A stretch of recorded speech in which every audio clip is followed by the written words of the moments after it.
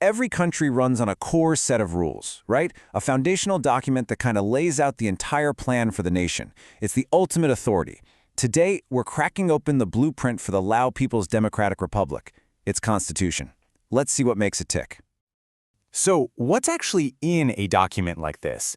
What does it tell us about where the power lies, how a government is supposed to work, and what the role of the people is? That's the big question we're digging into today. Honestly, the best way to think about a constitution is as a national blueprint. It lays out the whole structure. Everything from the political foundations and the main pillars of government, all the way down to the role of every single citizen. So let's start right at the beginning, with the political system itself. Chapter I of the Constitution is what really sets the stage for where power comes from and how it's all organized. Okay, so right off the bat, Article 2 states that Laos is a people's democratic state. This is a huge foundational principle. It basically says all power starts with the people and is supposed to be used for them, for the benefit of all the different ethnic groups in the country. But here's a really crucial detail that shapes the whole system.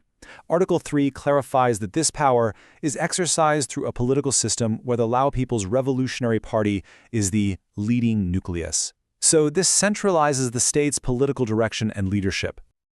So how does that work in practice? Well, Article 4 lays out the mechanics. Citizens use their power by electing representatives to these national and local assemblies. These assemblies then become the official way to make sure the people's rights and interests are being looked after within the state's framework. All right, so with that foundation set, the blueprint then gets into the main structures of the state.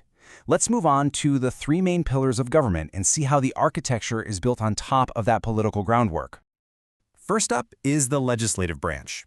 The Constitution sets up the National Assembly as the highest organization of state power. Its main job, to create the country's laws and, pretty importantly, to adopt the Constitution itself. Next, we've got the executive branch. This is the president, who's the head of state and the government. Their main function is to manage the day-to-day business of the state and, of course, to actually implement the laws that the National Assembly passes. And the third pillar is the judiciary. The people's courts are named as the only judicial bodies in the country. They're the ones responsible for interpreting and applying the law. They're basically the final judges in legal cases. So, if you put it all together, it's pretty clear. You have the National Assembly making the laws, the president and government executing them, and the people's courts judging them. This is that classic separation of powers, laid out right there in the national blueprint. Okay, so we've explored the architecture of the state, but what about the people who actually live inside this structure? Well, the Constitution has an entire chapter dedicated to the balance of rights and obligations for every single citizen. And what's really key here is this idea of a two-sided coin when it comes to citizenship. On one side, citizens are guaranteed fundamental rights like voting once they're 18, freedom of speech, and the right to work. But on the other side, they have some core obligations, like respecting the law, paying taxes, and doing military service.